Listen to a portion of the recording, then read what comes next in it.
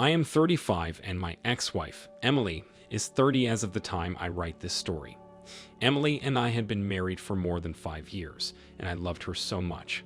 The truth is, we go a long way back, as we grew up in the same community and attended the same school at a particular point in our lives. I was way ahead of her in class, and though we weren't together like the typical high school lovers, we met when I was in my late 20s. We dated and broke up a couple of times, but in the end, we realized we could not stay without each other because we were so deeply in love. I worked for a top construction company, and because of my busy schedule, I was barely at home to spend time with my ex-wife. She complained a couple of times, but she knew I was out there making money and trying to close deals so I could afford the kind of lifestyle she wanted. Emily was a remote worker. She worked from home, and her job kind of gave her enough time to do the things she liked, hang out with her friends, and she could even afford to put off her work for a couple of hours to watch her favorite television shows. But it was not so for me. If I wasn't inspecting a particular site or trying to buy an old house for renovation, I was working on site, and by the time I came back home, I would be so exhausted, and this went on for a while. I tried to make it up to Emily as much as I could during the weekend. We'd go out, just the two of us, jump on a mini vacation whenever we could, and I bought her expensive stuff just as my way to make up for my unavailability. She loved all of those things, and she understood that I was doing the most to make her happy. We didn't have a child yet because she said she was not ready to be a mom, and besides, she wanted me to make more money so our child could have the best life, get a good education, and not have to struggle as we did in the early stages of our lives. Though I tried to talk to her a lot of times about it, I even explained to her that they were people who were not earning as much as we did, but they had a comfortable family and they were all happy. But she kept insisting that when the time was right, she would let me know, so I backed off. All along, I did not know that Emily was having an affair behind me, and she was so good at hiding it. It all began when I came home a bit early from work one day, and she was preparing to go to a meeting. She had her makeup on, wore a beautiful blue tight dress, released her blonde hair, and wore a pair of black heels. That did not look like an ideal meeting outfit to me, but I shook it off. When she returned home that evening, she was covered in a strong masculine cologne, and when I asked her about it, she said she hugged a couple of people after the meeting, and she could not tell where the cologne came from. I bought that too and let it slide. But she raised my suspicions when she declined our mini vacation just because she wanted to be a part of her girls' hangout, which could have been rescheduled, and she claimed she had more reunion meetings to attend. I understood that she was the treasurer of her class, but it just did not make any sense for her to turn down traveling with me for a school reunion meeting and her girls' hangout. She knew how much I worked my ass off, and she knew I was not going to be getting a long break anytime soon, and besides, it had been months since we spent quality time together. So, after she attended her meetings 3 times that week alone, I knew something was off, and I decided to find out. On that particular day, she said she was going on a girls' night out with her friends, but she would be sleeping at one of her friends' houses that night. I knew Emily was a social butterfly. She just wanted to be a part of everything, but my instincts told me she was lying. She showed no iota of concern about leaving me at home, despite knowing that I really wanted to be with her. The funny thing was, she spent the whole day picking out what to wear and was more concerned about her looks than the outing itself, which was very unlike her. I had a backup phone, and I left it in her car while I pretended to see her off that evening. It was hard for me, but I had to be sure I wasn't making things up in my head. Some minutes after she left, I phoned one of her friends and told her that I wanted to surprise Emily that night, and I asked where they'd be hanging out. But from the way she sounded confused on the phone, it was obvious there was no girls' night out, and Emily lied to me. A part of me wanted to let it slide, and another part of me needed to know what was going on. I followed my tracker, and it led me to a fancy restaurant far from her friend's house, where they were all supposed to meet up. I must say that stepping out of my car to see Emily cuddled and being fed by her high school sweetheart was stomach-wrecking for me that night. I recognized him instantly. He was a guy that went to the same high school as us.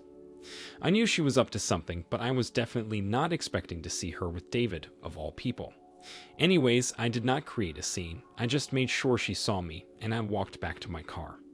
The moment she saw me, she ran after me, but I drove off, and I was thinking she'd drive after me immediately, but she didn't. I got home before she did, and I didn't hesitate to throw her things out of the house. By the time she returned, she was a complete mess. Her eyelids were swollen from crying, and she tried to beg me to forgive her and give her a second chance, but that was the worst form of betrayal. I asked her to go back to David, and that's when she flipped and told me she was leaving anyway. She said I wasn't giving her attention, barely spent time with her, she didn't feel loved, and David was a better man than I was. She even told me she was pregnant for David, and she even wanted to do me a favor and tell me the child was mine. Unfortunately, I had enough for one night, so I asked her to give to David what belonged to David, and I threw her out.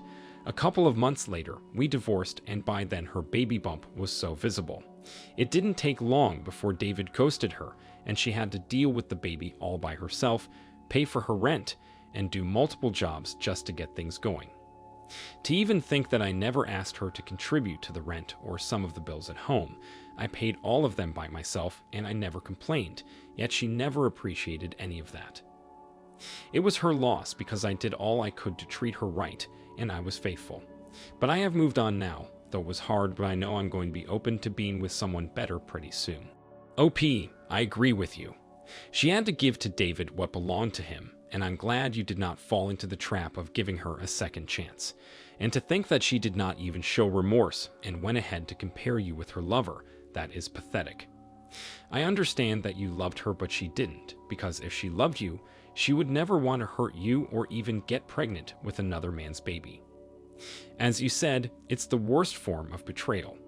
Take some time to work on yourself and find peace with what happened. Thank you for sharing your story. Let's now get into our next story for today. Hello, I'm sharing this story because my ex-wife, April, 26 female, messed up big time. When April and I got married, she swore that nothing was going to come between us, and I believed her. Our love was young. We had just been married, and it wasn't up to 2 years, though we dated for a few years before getting married. Because of our beliefs, our marriage was the kind of relationship where we did not get intimate before marriage, so after we got married, it was a lot of exploring for the both of us. The first few months of our marriage were awesome. We made love almost every day, and that's because I could not get enough of her. She was crazy about me, and I was crazy about her too, and despite our busy work schedule, we always found ways to maximize our moments together. April worked part-time at a bakery, and I worked at a tech company. Right from when we met, she always told me how she wanted to work at a bakery and possibly own hers one day. I was the one who advised her to leave her job, since it was not paying so much, and do the thing she loved, and she listened. Because of her passion and consistency, after we got married, she was lucky to get a baking contract from one of her friends who needed her to bake and sell pastries every Tuesday. The contract was a juicy one, and she took it. Before she got the contract, we used to spend more time together on Monday evenings, talking about our day at work and the rest. But since selling at her friend's talk show was an every week thing, April and I became distant. It wasn't just about Monday nights anymore, she just changed and paid less attention to me. If she wasn't baking, she'd either be on her phone or she was just not paying attention to me like she used to. Slowly, our intimacy reduced. She would always claim she was not in the mood, even when she knew how much I loved to make love to her. As if all of these were not enough, I noticed that April stayed out late on Monday nights, and if I asked her why, she'd say she went grocery shopping for the next day, and sometimes she would pick a fight with me over it. Funnily enough, whenever she returned from her grocery shopping by 10 p.m., she'd come home with a very small bag, and since I was familiar with her baking ingredients, I knew most of them did not need refilling as she claimed. At first, I tried to understand her because she returned from the bakery where she worked by 6 p.m., and she did not have time during the day to go shopping. But when she began to stay out late several times on Monday nights and would return with almost nothing in the bag, I knew something was wrong. It was more suspicious when she'd even come back and go straight to the bathroom with her phone, which she rarely did, then ignore me till the next day. It became more frustrating that I'd return home by 7 p.m. and she'd leave almost 30 minutes after, without a good reason, and would still stay out till 1 a.m. When I could not take it anymore, I hired a private investigator to follow her on her Monday nights. It was one of the best decisions I ever made. The PI returned with pictures of April and a man, whose name was Alex, and they'd hang out together until she drove back home. There were pictures of them kissing, hugging each other, kissing in the car, and even pictures of her going into his house. The PI followed her for 3 Mondays, just to be sure. When he gave them to me, I was devastated. Our marriage was barely 2 years old, and she was already cheating on me. I was so pained, and I could not believe what my eyes had seen. I wouldn't have imagined spending the rest of my life with someone else, but April ruined all of the vows we made to each other. I wanted to pay her back, and that's when I came up with the perfect plan. Her birthday was just around the corner, and coincidentally, it was on a Monday too. Before I left to work on her birthday, I told her I would not return home early, but I would make it up to her during the weekend, and she agreed. Meanwhile, I already made preparations for a surprise party, and her friends and family were coming in with cakes, gifts, and drinks for her. That evening, we all went to my apartment by 8 p.m. I texted her about an hour earlier and apologized again, so she had no clue any of us were coming home. I had my house keys, so accessing the house was easy. Everyone went in, the light was off, and there was loud music playing in the background, so she didn't hear us come in. My PI already informed me that she was home with Alex, so it was well planned and everything turned out the way I wanted it to. Aside from the house being dark, the light in our room was on and the door was partially closed. Her mom was the first to get to the door, and immediately she opened it in a bid to surprise her. She stood at the entrance in shock, and the cake fell off her hands. Her sister screamed too, and her dad began to shout. April was caught red-handed on top of Alex, naked and pleasuring themselves. It all happened so fast, and before she could get up and cover herself, everyone had seen her. I acted surprised as well, but deep down, I wasn't. I knew it wasn't the first time they were screwing each other.